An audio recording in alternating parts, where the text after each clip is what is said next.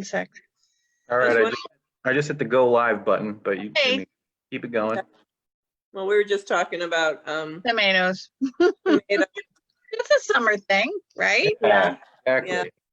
Yeah. Never mind, I don't like them. Oh, that's right. I forgot. I'm sorry, Barb. I didn't mean to.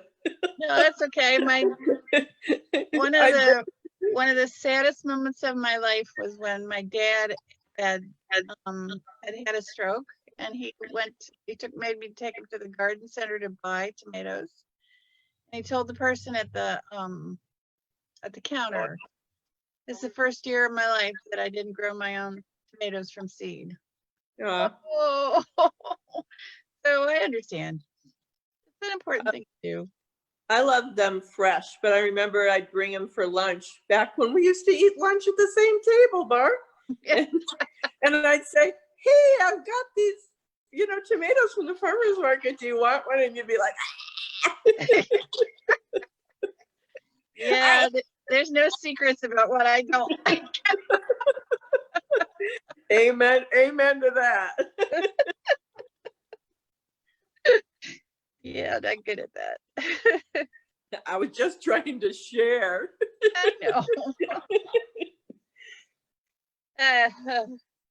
Are we live? We're live. We are live. Facebook. We'll get started here in a few moments. Okay, cool. We're always lively. If we're not ready to start, I got another question. So I've got an avocado tree, right? And it's really, really tall.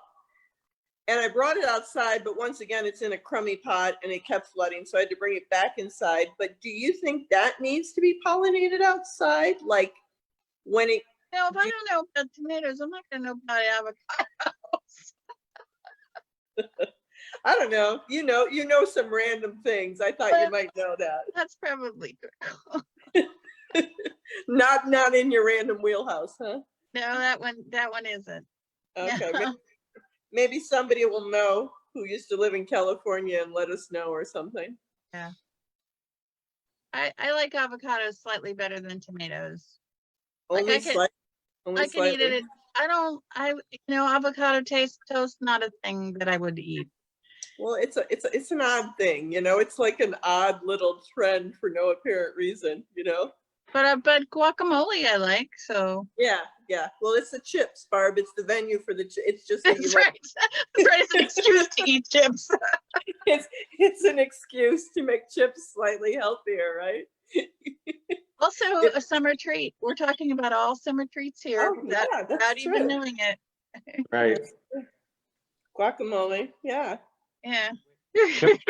Chips aren't healthy? I didn't know that. Well, it depends on what you put on. They are if you dip them in guacamole. We'll get started in 1 minute. Okay. Ooh. Let us know where you're watching from today. Write it in the comments section.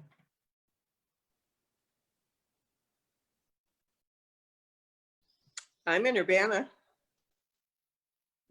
And I'm in Champaign. I'm at the museum in Muhammad. Look at you, Pat. You're at the museum. With our friend Abe right behind you, right? That's right. Creepy Abe is right back here behind. I wasn't going to say that because he can hear us. We really love Creepy Abe. We do. It's an affectionate nickname.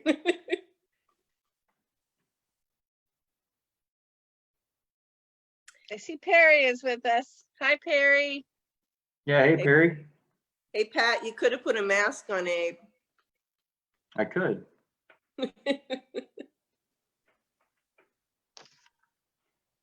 He needs to be a role model. He's doing it. Yay, Pat. What a guy. You see, this is how we learn. We learn from role models like Creepy Abe, right? We love Creepy Abe. All right. Let's we're gonna go ahead and get started this morning. Welcome, good morning. Thanks to those of you tuning in. My name is Pat Kane at the Museum of the Grand Prairie at Lake of the Woods Forest Preserve in Muhammad, joined by Creepy Abe behind me with his mask on, staying safe at a safe social distance.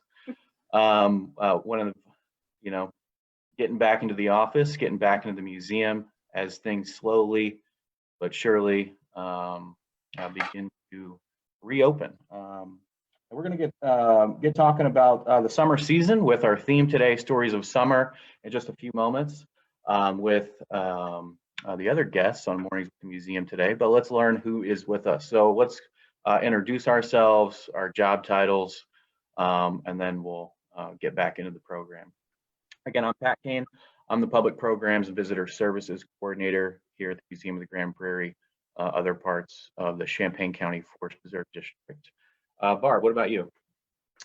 Oh, my name's Barb Garvey, Barb Wolfschlager Garvey. I'm the Director of the Museum and Education Department, which includes the museum. And I am speaking to you from downtown Champaign today because that's where I live. Many of us are still working from home.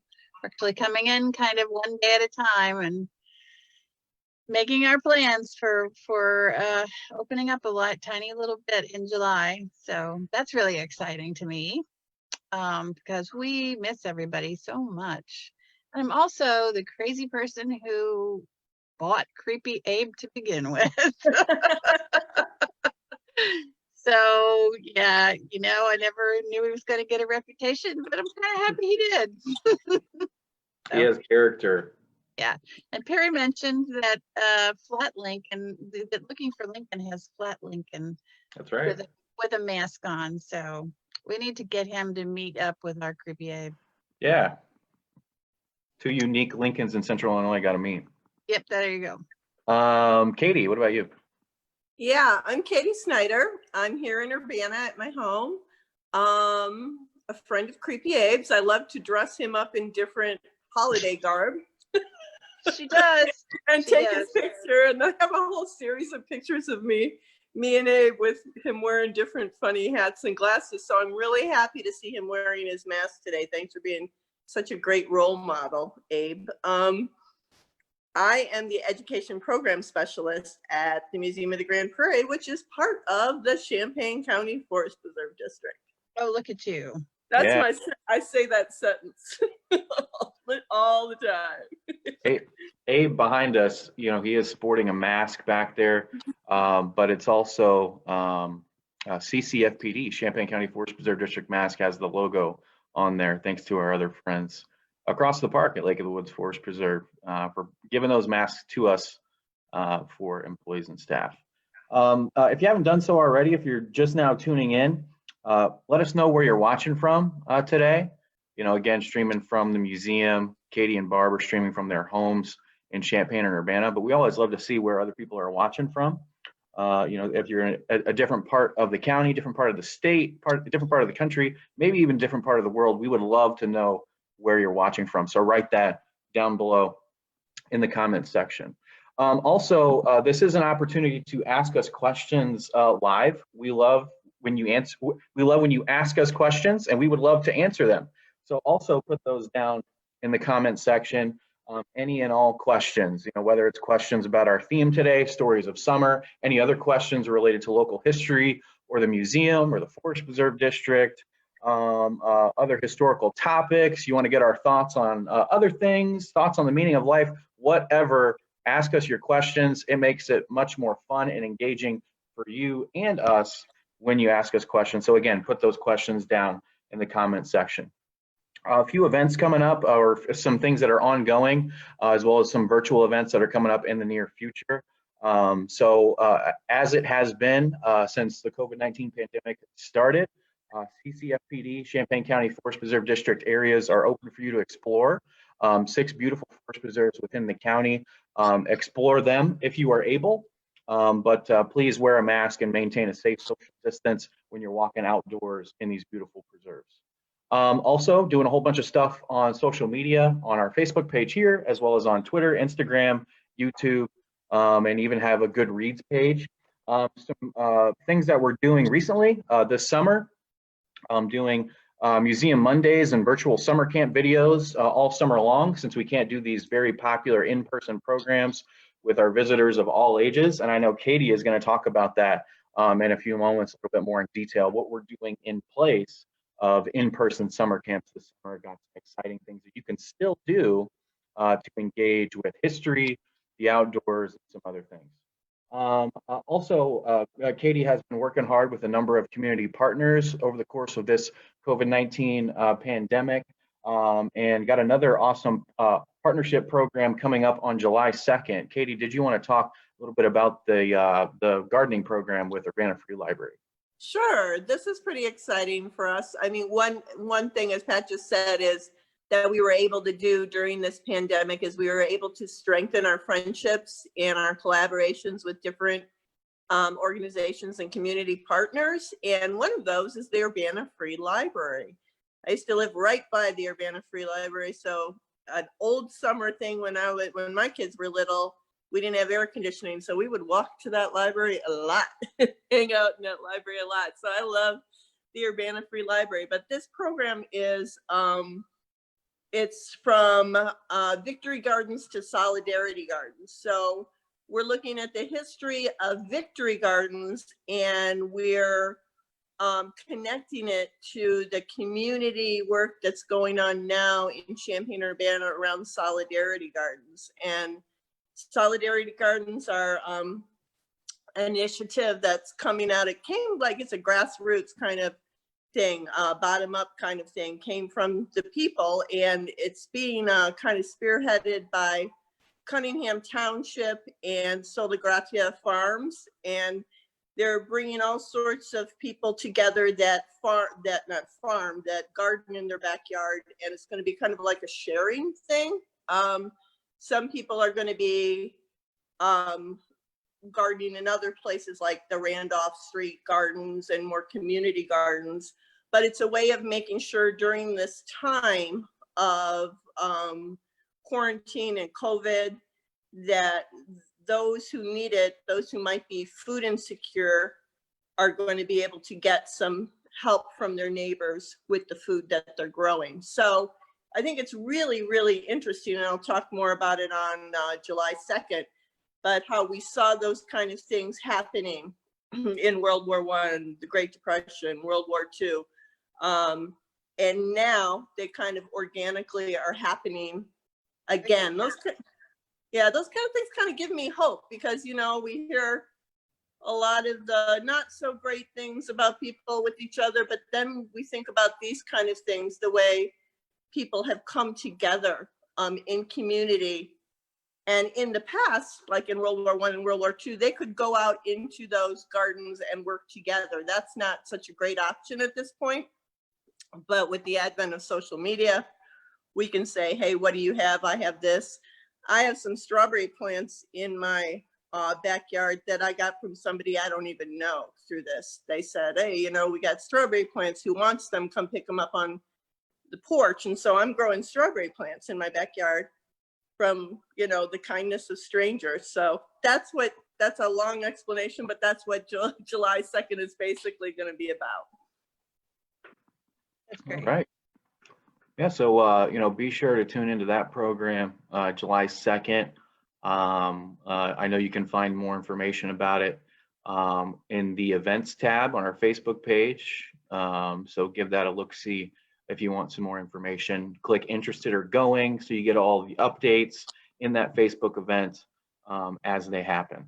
Another program coming up, virtual program, part of our special exhibit speaker series tied to our newest exhibit, How Long Must Women Wait? Women's Suffrage and Women's Rights in Champaign County. Kristen Lems, singer, songwriter, and historian, will present the program titled Songs and Stories of the Women's Movement in Champaign-Urbana from the years 1973 to 1983.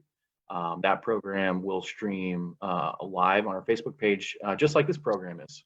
And again, check out the events tab on our Facebook page, find that event, learn more about it, click going or interested so you can get all of those updates. Pat, when did you say that was? Because I want to make sure I see that one. I was excited about that one. Sunday, July 19th, okay, on our Facebook page, live on our Facebook page. As always, you can find out more about us, what we're doing, you know, scroll through our Facebook page, our Facebook news feed, Twitter, Instagram, watch some videos on YouTube, find some awesome book reviews on Goodreads. And then also find our website, museumofthegrandprairie.org, as well as the Champaign County Forest Preserve District website, ccfpd.org. Angela, one of our front desk associates, is watching. Good to see you watching, Angela. Hope you're doing okay. Case is back again to watch discussion of the Great Museum in Mahomet, watching from Naples, Florida. My good friend Case. So hope you're doing well in Naples. So thanks for watching again. Okay, so today's theme is stories of summer. Stories of summer. And we're going to share some stories, some things from museum's collection related to the idea of summer. Also going to talk about some awesome virtual things and other alternative activities that you can do to engage during this summer season. Again, ask us your questions in the comment section. We'd be happy to answer them live here during this program. Okay, so each of us are going to talk about something different. Who would like to go first? Barb would. Barb would. Barb would. Barb always wants. Barb likes to talk. All right. Go ahead. So my favorite thing about the summer, Pat asked me yesterday or a couple of days ago what my favorite things about the summer were, and I had to think about it. But you know, my favorite thing basically is that my birthday is in the summer. In fact, it just passed last week, and it actually makes me think of three things. My birthday, and they're all food items. So we're gonna go for that.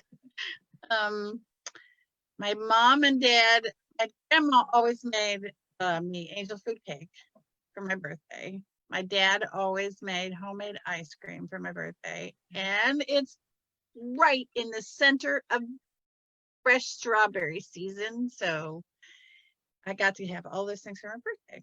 So I thought I'd look at stuff in the collection related to those items. Here we have an angel food cake pan. And angel food cakes are really, really odd because they're like made basically whipped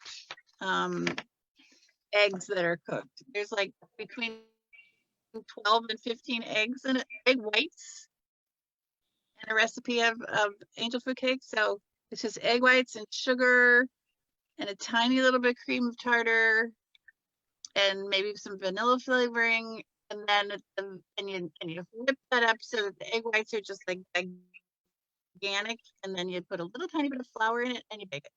So it's basically a meringue with some flour in it. And it is supposedly when it was first invented, like in the 1840s, they said it was so light that angels could eat it without being weighted down. So that's where the name came from. So just in case you don't remember what an angel food cake looks like, here's the next one. Pat. Next, Pat. There you go. Here's an angel food cake. Now this just has confectioner's sugar on it, but mine always has a special almond flavored buttercream icing on it. But with that goes ice cream. Ice cream is totally a summer food as far as I'm concerned. Who wants to eat it when you're really cold?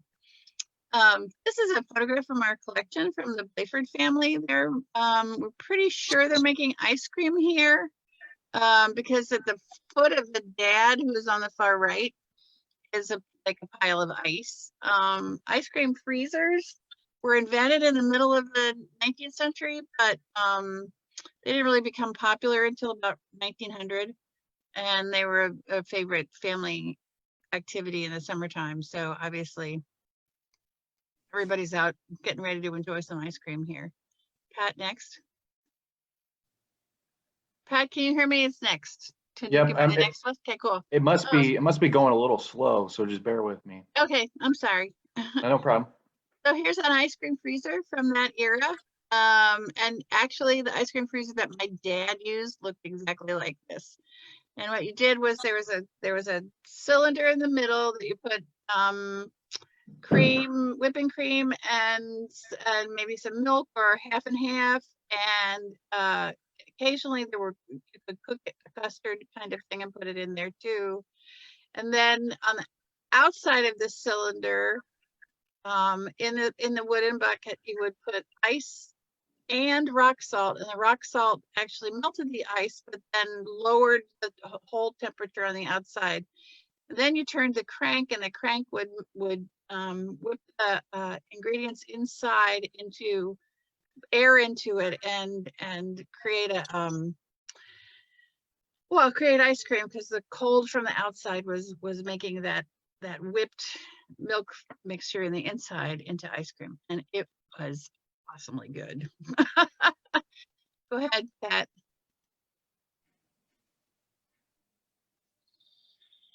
There you go. Here's a kind I had when I was first married. You quit like cranking it, and you ended up actually plugging it in and then the dasher in the center of the cylinder would be electrically moved forward, which was not nearly as much fun. Go ahead, Pat. You're going slow. And this is the kind I have now because we're just lazy. No, my husband is probably watching, and he probably heard me say we're just lazy. It's not that. It's just it's so much easier this way. And it's come a long way in 100 years, considering that really ice cream freezers were not really well known until the late 19th century. Here are a couple kids eating ice cream cones. I don't know if you can see them, but they look less happy about having their pictures taken than one would think if you were holding an ice cream cone. Maybe they just wanted to get onto the ice cream cone. I'm not sure. But they're having a great summertime fun. Hey, Pat. And there's strawberries in a bowl with vanilla ice cream, which is exactly what I like to eat on my birthday. That's my summertime fun. Well, now I'm hungry, you know. It's 10:25 and I haven't Sorry. eaten. You have to wait till this evening.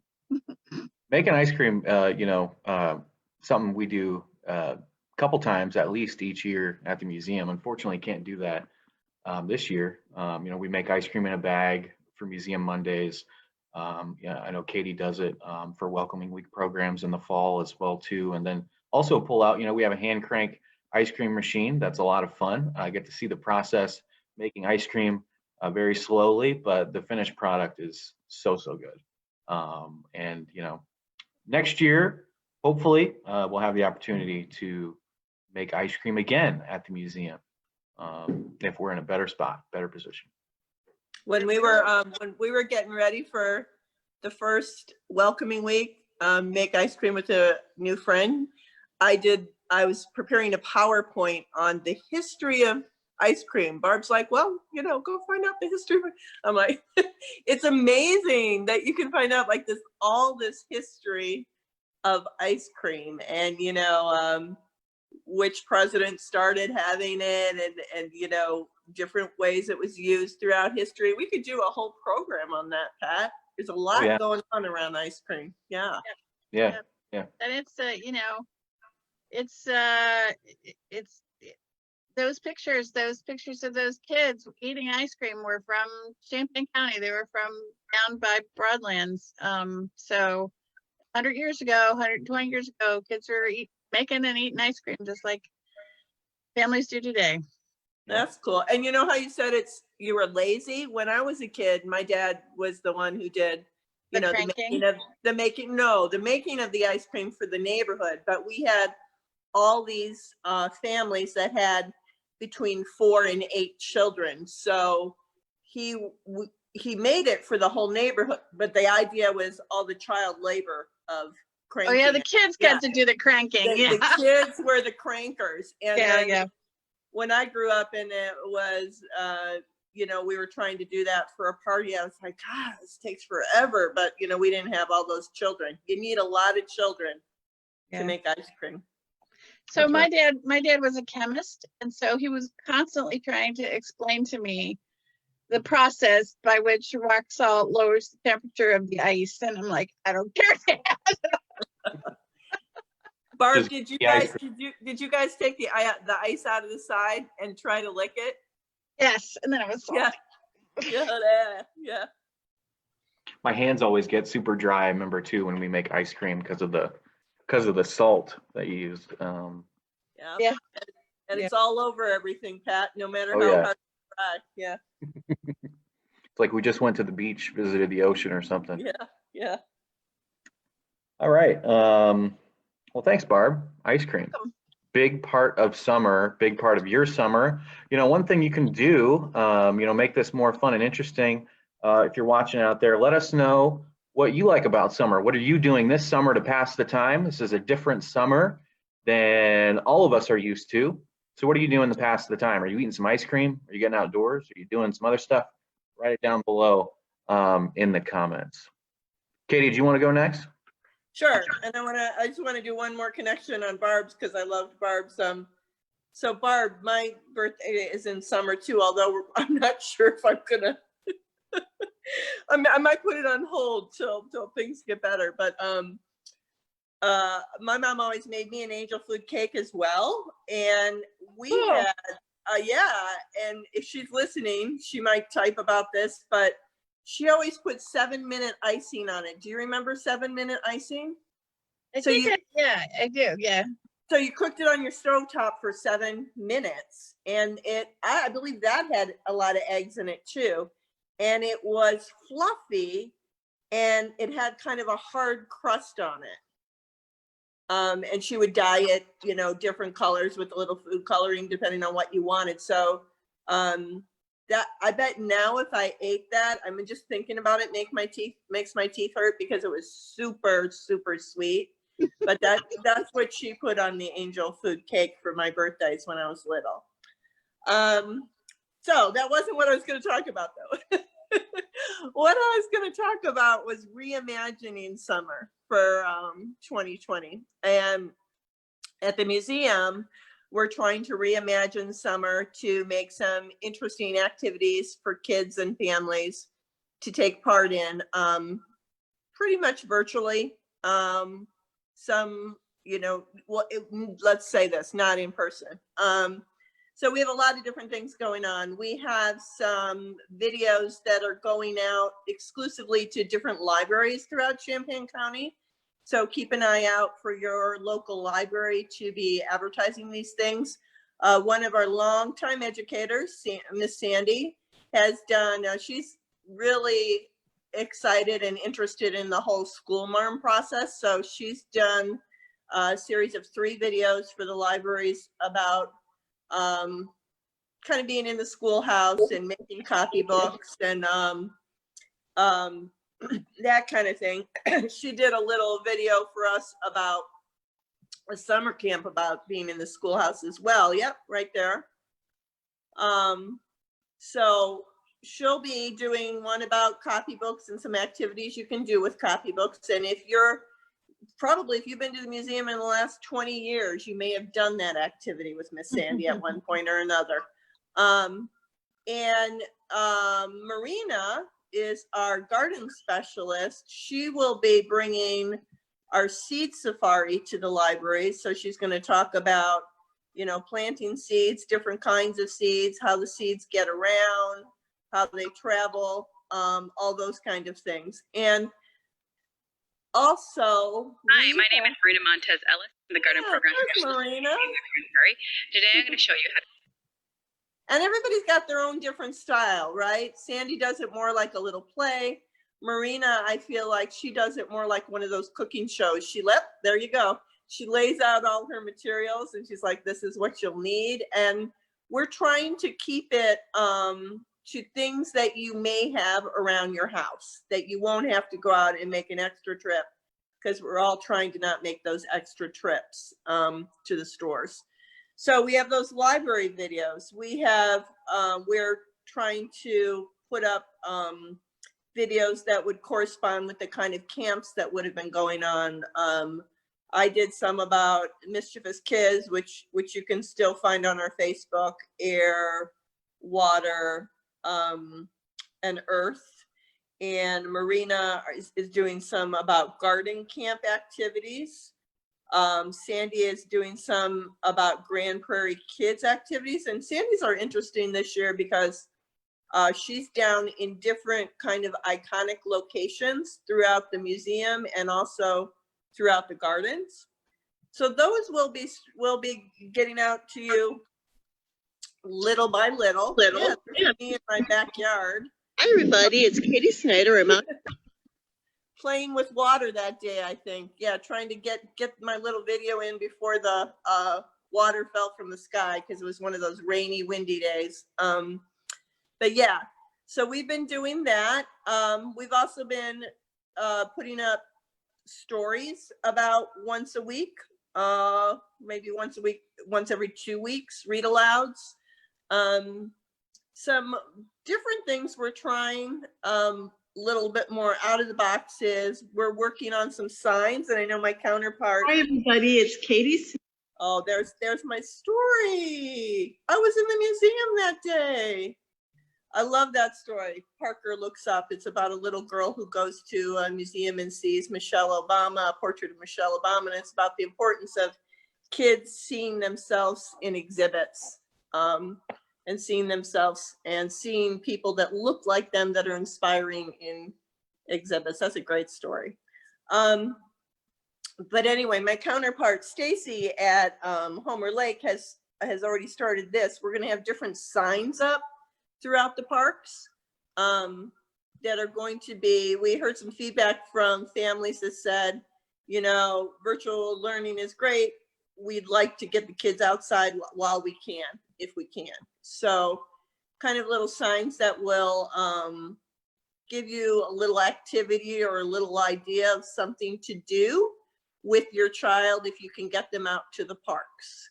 So it might be a little scavenger hunt, you know, can you find something this color, or can you hear this, or you know, maybe how many fish can you see in the pond, those kind of things.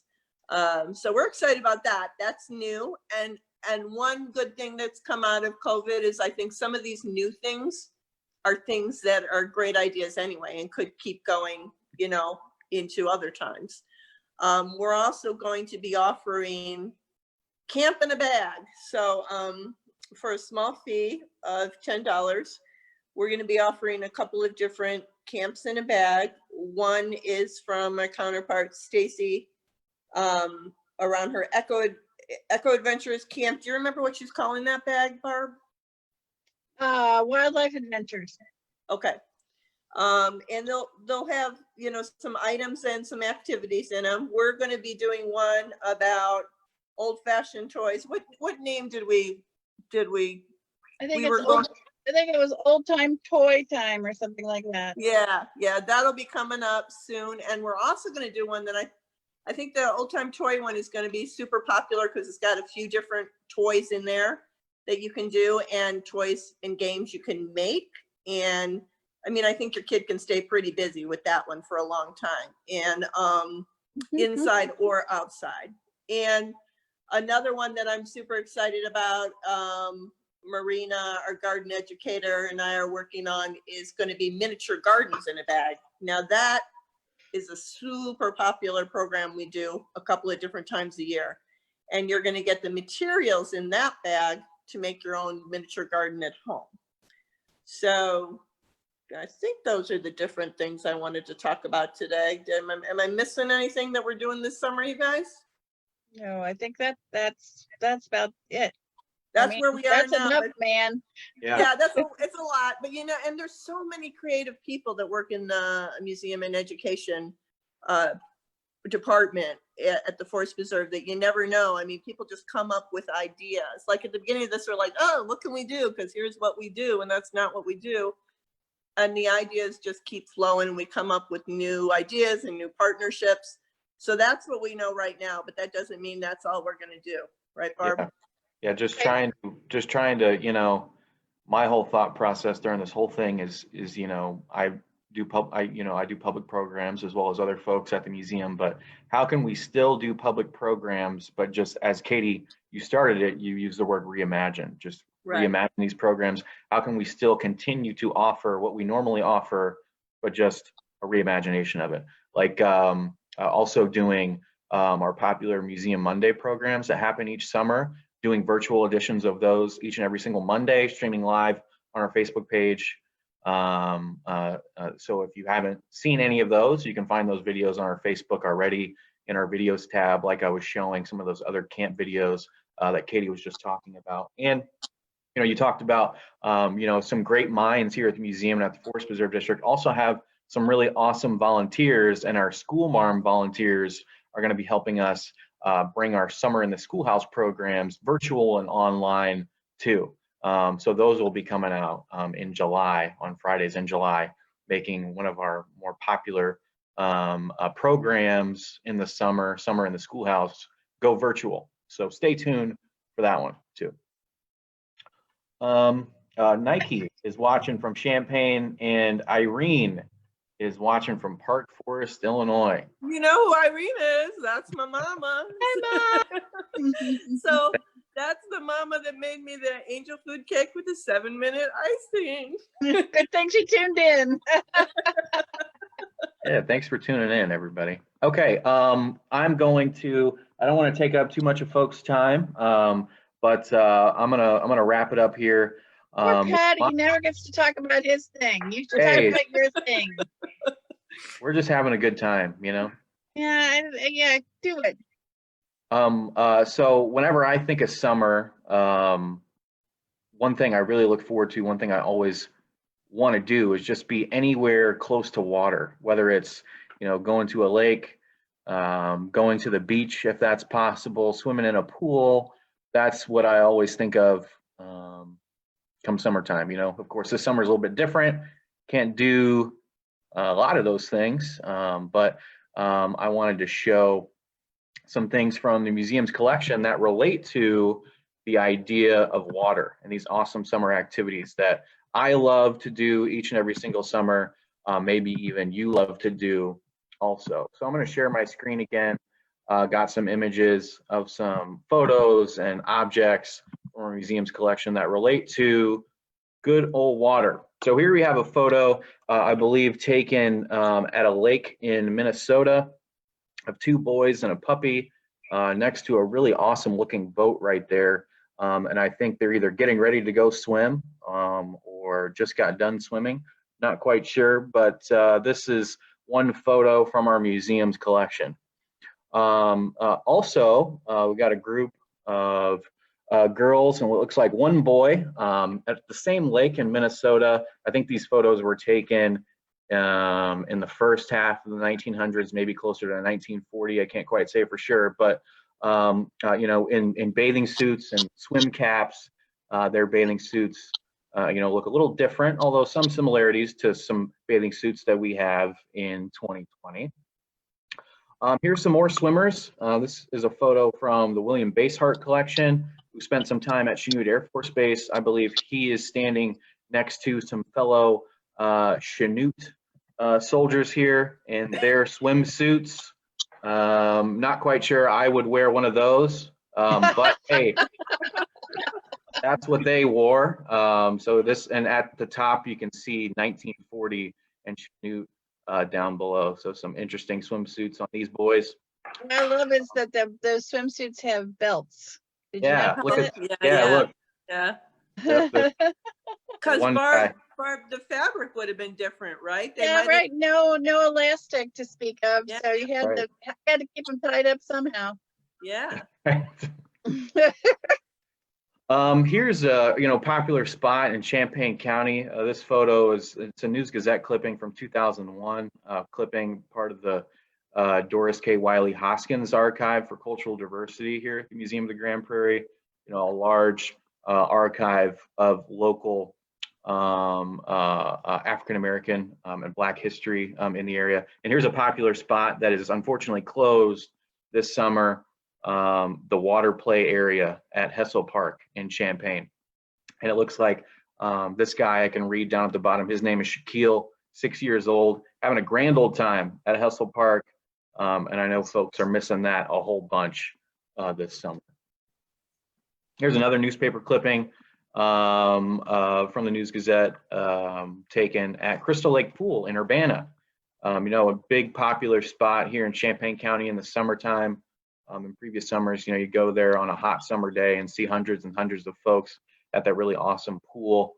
But again, unfortunately, you know, that is closed due to the COVID-19 pandemic. But we can still think back to these awesome memories like this photo taken in 2001.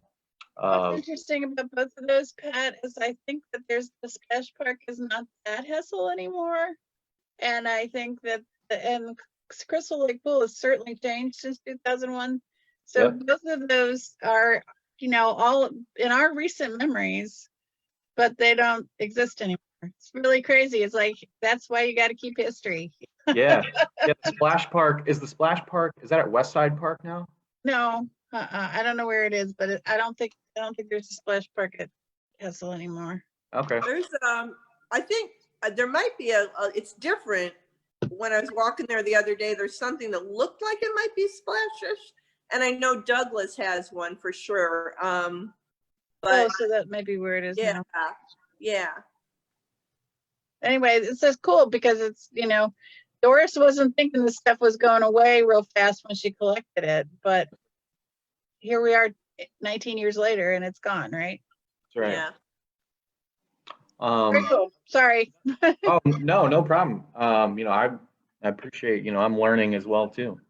So here's a photo of a couple guys fishing from our museum's collection. One thing that I miss doing, I don't do so much of it anymore, but did a lot of it growing up, is going fishing, which is, you know, an activity that you can still do, you know, here in Champaign County this summer, you know, fishing at Lake of the Woods Forest Preserve or Homer Lake or Middle Fork River Forest Preserve, some of those awesome fishing spots in the Champaign County Forest Preserve District, or, you know, there's quite a few other fishing holes, fishing spots that you can visit. But I miss going fishing, and maybe you enjoy going fishing too. Here's a few other things related to fishing. Here's a cover of a 1944 Saturday Evening Post magazine. I got quite a few of those in the museum's collection.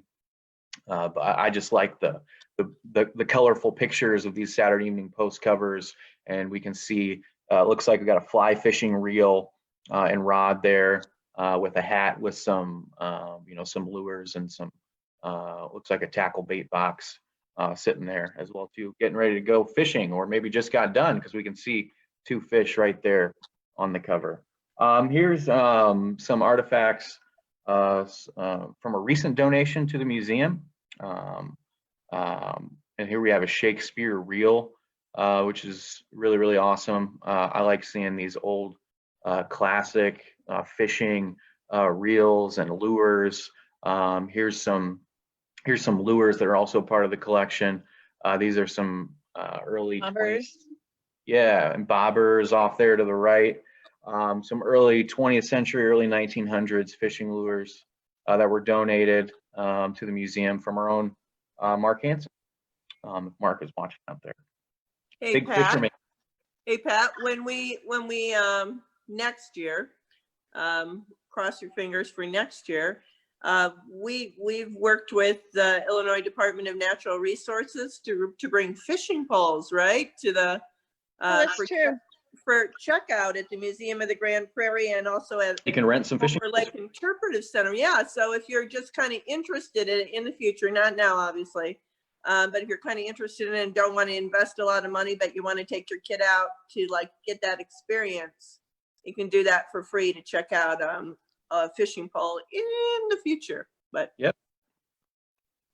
Here looks like some fishing line, also part of that collection. You know, just these early pieces from well, I guess I shouldn't say early pieces, but you know, look a little different than what we see in 2020, although still looking somewhat similar. I just like to see these classic looks. Here's something I typed in fishing into our collections database, and this is from our founding collection here. It looks like you know, Poseidon's trident or something here, but this is a fishing spear, huge metal fishing spear used to catch some fish that are probably a little bit bigger than fish that you would find in central Illinois. But I just thought that this was an interesting piece. Big old cool. piece of, Where yeah. you know where that came from, Pat? Well, you can tell from the red letters on it, those red letters right at the base of the trident, Uh-huh. that it's from the Redhead collection. Oh, okay. And Okay. Redhead collected some pretty bizarre stuff. So Yeah, that weren't, yeah, they weren't necessarily local. Okay. Right. The founding collector Yeah. in the county. And certainly lots and lots of the things that he collected were local, but he did have some oddball things. Yeah, that looks like what One of them. Ariel's dad would carry, right? Yeah. Right, yeah. Yeah, I think in Past Perfect, our collections database software, the estimated like mid 1800s fishing pier is what it was called. So, but yeah.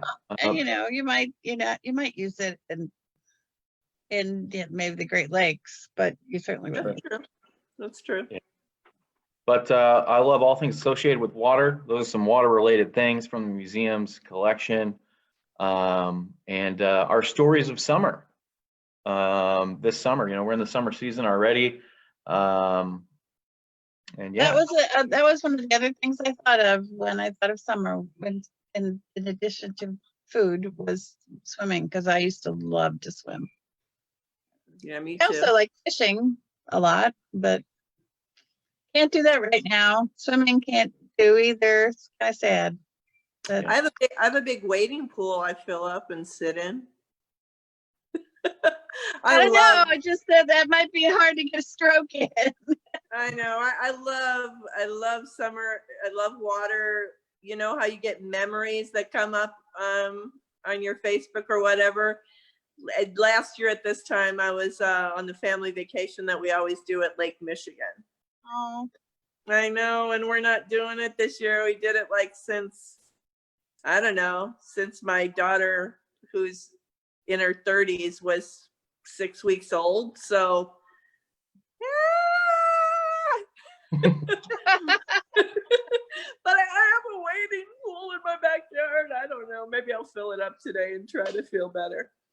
and we have the memories, so we'll just have to live in those for a while until we can get out and do those things. Yeah. Well, yeah, and it's a good thing. It's a good thing to be. It's a good thing to be safe, right? I'm happy to keep the family safe by not being there, but anyway. So thanks for the water memories, Pat. Water's gonna come out of our eyes. Yeah. Something. Pat's like, how do I wrap this up now? Well, that's all we have, folks. Any parting words from Katie and Barb? No. Stay tuned. Stay tuned. Look for we'll be back, and Katie and Pat are doing an awesome job getting the things that we normally do out there in a different way. So yeah, it's all about reimagining. That's all. I mean, yep. Keep watching. Stay tuned. And we are gonna try to, barring any unforeseen circumstances, gonna try to open a few days with time ticketing per week in July. So keep your eyes open for that. So that'll be reimagined too. Yep. All sorts of reimagining going on. Yep. Stay tuned for more details on that. We'll post that information as soon as we've got it ready to roll on our Facebook page. So stay tuned to learn when that exactly will take place and what it will look like. But for Barb, for Katie, for myself, for Creepy Abe with his mask on back there, thanks for tuning in, and hope to see you at another one in the future. Yep. Take care. Bye-bye. Bye-bye, guys.